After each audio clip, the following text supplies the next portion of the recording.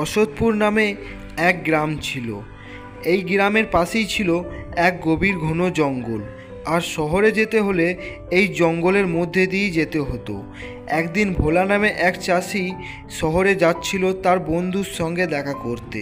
তাড়াতাড়ি এই বনটা পেরিয়ে যেতে হবে, না হলে বাঘ সিংহের হাতে পড়লে আর নিস্তার নেই। কিন্তু দূর থেকে একটা বাঘ ভোলাকে ঠিকই দেখে ফেলল। বাঘটা একটু অসুস্থতা থাকার কারণে সে দৌড়ে গিয়ে ভোলাকে ধরতে গেল না। খুব খিদে পেয়েছে, দৌড়ে গিয়ে তো লোকটাকে ধরতে পারবো না। এখন কোনো একটা বুদ্ধি খাটাতে হবে লোকটাকে খাওয়ার জন্য। কিন্তু কি করা যায়? ও হো, আমার কাছে তো একটা সোনার মুকুট আছে।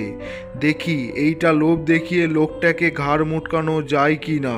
বাঘ এই মুকুটটা কয়েক বছর আগে এক চোরের কাছ থেকে পেয়েছিল। চোর শহর থেকে চুরি করে নিয়ে এসে এই জঙ্গলে লুকিয়েছিল। বাঘ তখন তাকে মেরে পেয়েছিল। তখন থেকেই বাঘ নিজের কাছে মুকুটটা রেখে দিয়েছে। ভোলার আসার অপেক্ষায় বাঘ ওইখানে দাঁড়িয়ে রইল আর মনে মনে ফন্দি আঁটতে শুরু করলো।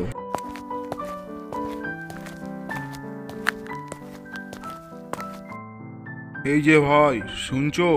এইদিকে এসো, আমার একটা কথা শুনে যাও। বাঘকে হঠাৎ দেখে চাষি ভয় খেয়ে গেল, কিন্তু বাঘের কাছে সোনার মুকুট দেখে মনে মনে লোভও হলো। তুমি আমাকে কেন ডাকছো? তাড়াতাড়ি বলো, আমার সময় নেই। আমাকে শহরে যেতে হবে বন্ধুর সাথে দেখা করতে।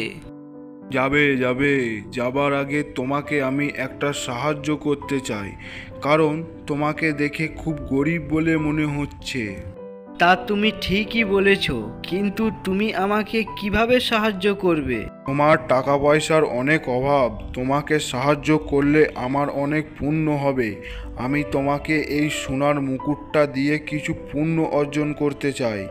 জীবনে অনেক পাপ করেছি ভাই, এইবার মরার আগে কিছু প্রায়শ্চিত্ত করতে চাই।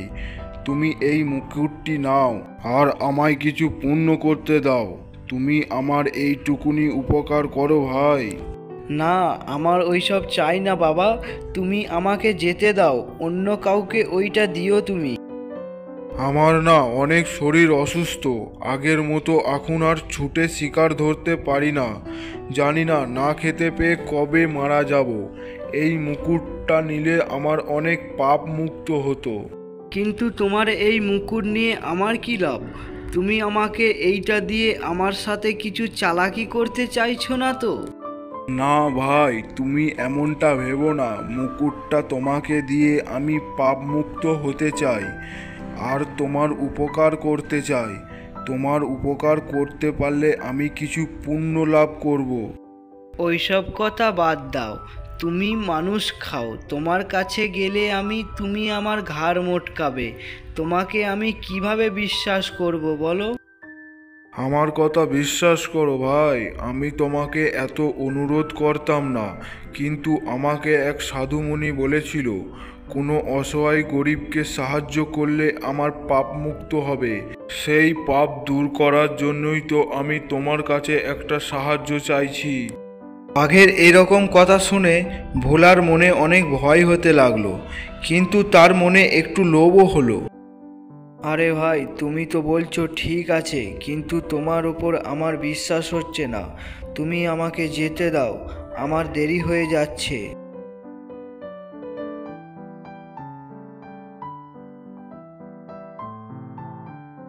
ও ভাই, যেও না। আমি তোমার কথা বুঝতে পারছি, কিন্তু বিশ্বাস করো, এমন একটা দামি মুকুট তুমি আর কোথাও পাবে না। এই মুকুট বিক্রি করে তুমি যা টাকা পাবে তা তোমার জীবন খুব সুখেই কাটবে আর তুমি অনেক ভালো থাকবে। আমাকে বিশ্বাস করো, আমার কাছ থেকে মুকুটটা নাও দয়া করে।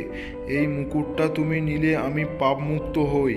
তুমি যদি আমাকে সাহায্য না করো তাহলে আমি এই বুড়ো বয়সে কোথায় যাব বলো? ভয় পেলেও ভোলার লোভও হলো বটে। সত্যিই তো, এই সোনার মুকুটটা দিয়ে আমার দুঃখের দিন শেষ হবে। আমার তো আর কষ্ট করে কাজও করতে হবে না। ঠিক আছে, দাও মুকুটটা। আমি ভেবে দেখলাম তোমার পাপ মুক্তির জন্য তোমাকে আমি সাহায্যই করি, তাতে আমারও ভালো হবে আর তোমারও কিছু পুণ্য হবে। বাঘ তখন মনে মনে ভাবলো, যাক, অবশেষে বেটা আমার ফাঁদে পা দিয়েছে। এখন আমি পেট ভরে 6-7 দিন ধরে বেটাকে খেতে পারবো। এই মুকুটটা নিতে হলে তোমাকে প্রথমে পাশের নদী থেকে একটু কষ্ট করে ডুব দিয়ে স্নান করে আসতে হবে। তারপর আমি তোমাকে এই মুকুটটা দেব। বাঘের চালাকি বুঝতে পারল না। লোভে পড়ে ভোলা নদীর দিকে এগিয়ে গেল। সোনার মুকুটের কথা চিন্তা করতে করতে সে ভুলিয়ে গেল যে সে কি করতে যাচ্ছে। সে যেই না জলে স্নান করার জন্য নদীতে নামলো, অমনি সে ওইখানে কাদার আটকে গেল আর বলল, বাঁচাও, বাঁচাও, বাঁচাও। বেটা, তুই সোনার মুকুট নিবি না? বেশি লোভ করলে কি হয় দেখলি? আজ তুই আমার পেটে যাবি। এই বলে বাঘ ভোলার ঘাড় মুটকে ধরল আর বনের দিকে নিয়ে চলে গেল। আর বেশ কয়েকদিন ধরে সে পেট ভরে খেলো।